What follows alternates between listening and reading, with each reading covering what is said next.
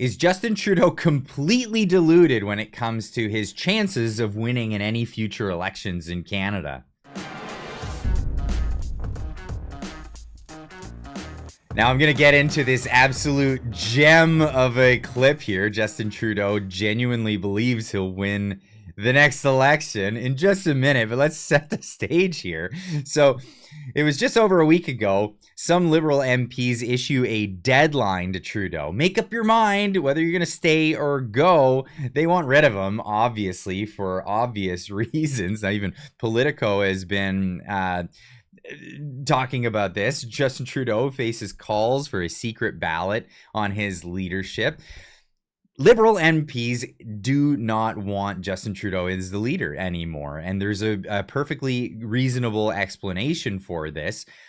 People in their ridings don't want Trudeau. Whether or not they want the MP that they have, the Liberal MP that they have, they rather get rid of Trudeau. They will vote Conservative to get rid of Trudeau over having the guy or the lady in their riding. And nobody else but Sean Casey, well, many people are saying this, but Sean Casey went to the media to express this expressly. The message that I've been getting loud and clear and more strongly as time goes by is that it's time for him to go.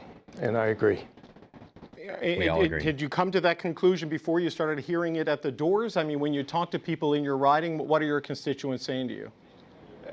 There's a general malaise. There's a level of tiredness. The number one issue at the doors in Prince Edward Island has for a long time been healthcare.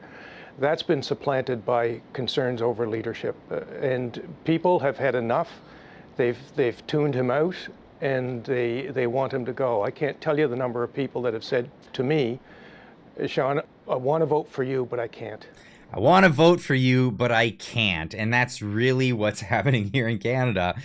They will vote against the party that they like, or the MP that they know from their riding that they like, if Justin Trudeau is still the leader. And this is why the party is trying to get rid of him.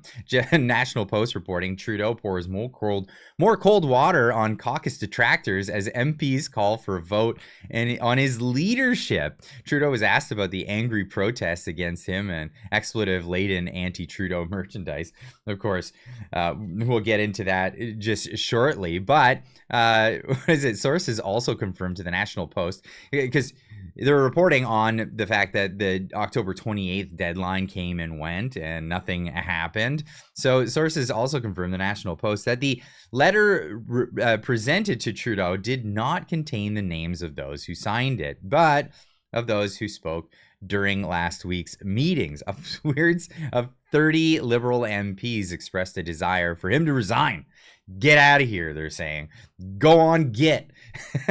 Some of his MPs now say for Trudeau to turn the page. He should allow the matter to be put to a vote. Now, one thing you need to understand about how the Liberal Party internal stuff works, they don't have the ability to just make this happen. It's really up to Trudeau whether he resigns or doesn't resign or allows for a vote. They have to wait for a Liberal convention, which is not anytime soon. So it doesn't look like Trudeau's going to allow this. Even the mutiny that they're hoping for is not going to happen. Now, Trudeau appeared on this Inside the Village podcast.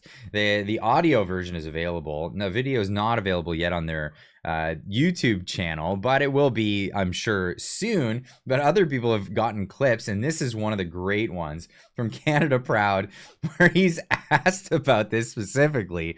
And I mean, this is just an absolute gem. This is your first sit down, I think, since all this happened. You're not resigning. You're staying on as Liberal. I had a press conference yesterday, yes. I am determined to lead this party into the next election, because we need to put all our tools together, and I am actually really excited about this fight. I think the opportunity to allow Canadians to make the best possible choice for the future is what we all get into politics for, to make a difference, to pitch an argument, and to connect with Canadians in a way that gives them optimism and a realistic plan for the future.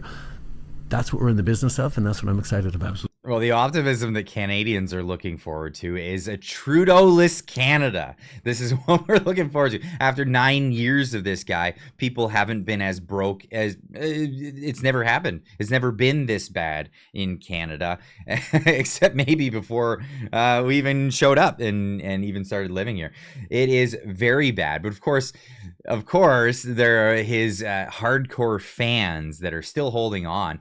Hold Liberals accountable for this shocking antics of TrueAnon. They're calling it TrueAnon. This is obviously derived from the whole QAnon conspiracy theorists, people that just kept saying, with Donald Trump, trust the plan, as if he was onto something. Nuts. So there are liberal TrueAnons, as they call them. The Liberals are clearly winking at their rabid TrueAnon supporters. Will they be called out? It's really an insane piece of work here. Coming from this, I'll leave this one in the description. A great read. Go down and read it in the comments or in the description down below. But at the end of the day, what are they calling for? They're calling for, this is an interesting one. In recent days, Justin Trudeau's Liberals have very obviously received marching orders from the Liberal office with respect to Conservative leader Pierre Poilievre. The new line is, he's got something to hide.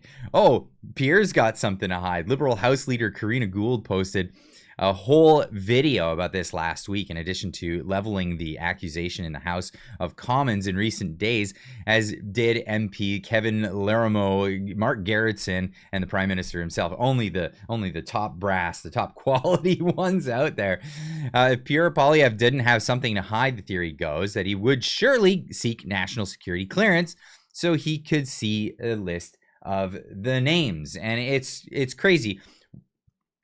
We should be able to see a list of the names because this should just be made public. And we're talking about the names of collaborators with foreign entities in our elections. Apparently Trudeau knows the names and he won't release this information. That sounds, treasonous to me, but I'll let you decide in the comments down below what you think. But what is Trudeau doing actually? Well, at the same time as trying to get Pierre Poilievre to sign up to this thing and tell people that he could learn about who it is. Well, he put together what's called the National Security and Intelligence Committee of Parliamentarians, NSICOP, which is this concept, or it's this bill, it's this piece of legislation that allows parliamentarians to get the top security clearance to find out who these traitors are. And then it's a gag order. It's also got a clause in there that says anything you learn in this, you will have to keep secret for the entire rest of your life. And if you don't, if you spill the beans, you can be sentenced to up to 14 years in prison. This is what's happening in Canada. But I digress on that front. Now, even Kyle Kemper, Justin Trudeau's half-brother, is speaking out against him. He was recently on Dan Dick's podcast, and here's what he had to say. Really, a bilateral relationship between government and the people, and it's also a domination relationship. And the challenge with being in a domination relationship is the person who's dominating holds the control, and the person who's being dominated, over time, they'll want to become the dominator too. So it actually creates a society of slaves who want to be the dominators as well. And I think that's what we're kind of facing as a crisis in Canada, is a lot of slaves being dominated. But there's a lot of really free people, true north, strong and free. Let's go, guys. Who are just saying enough of this. This is lies. This is projection. Let's actually have an honest discussion about this. Where did the money go?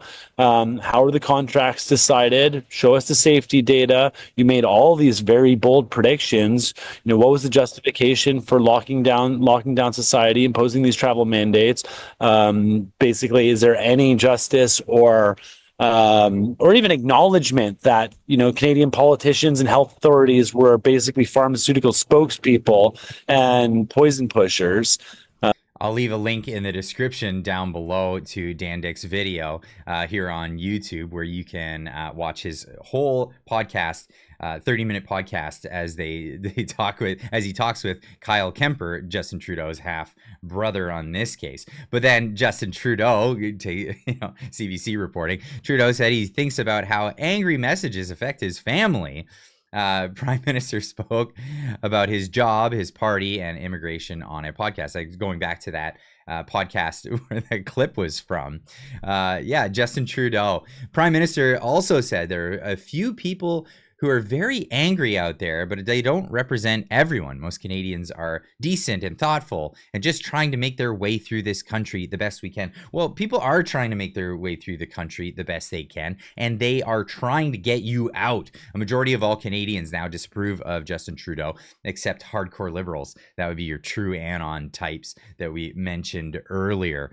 But absolutely, this is where we're at in Canada. Yeah, not everybody's out there waving flags with F Trudeau on them, but many people are thinking F Trudeau. Many people are saying, I'm not voting for Trudeau. I'm going to vote against Trudeau. And a vote against Trudeau would be a vote for the Conservatives in the next election, when we get to have one, which, who knows, might come sooner than we think.